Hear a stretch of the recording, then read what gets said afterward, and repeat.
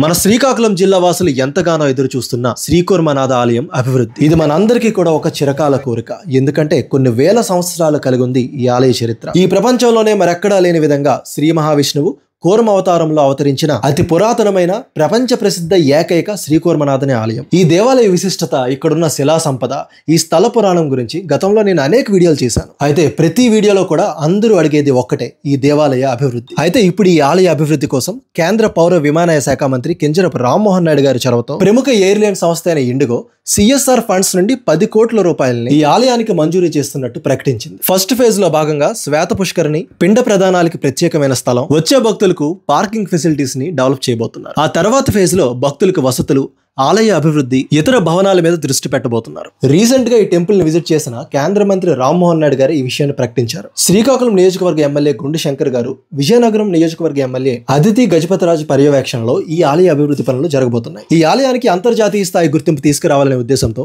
AP CM Chandrababu Naidu గారు కూడా ప్రత్యేక దృష్టి పెట్టారు. ముఖ్యంగా శ్రీకూర్మం ఆలయం అభివృద్ధి అవుతుందంటే మనందరం ఎంతో ఆనందించాల్సిన విషయం. అయితే అభివృద్ధికి నోచుకొని ఇటువంటి పురాతనమైన ఆలయాలు మన శ్రీకాకుళం జిల్లాలో ఎన్నో ఉన్నాయి. మిగతా ఆలయాలను కూడా ఇదే విధంగా పరిరక్షిస్తారని కోరుకుంటున్నాను.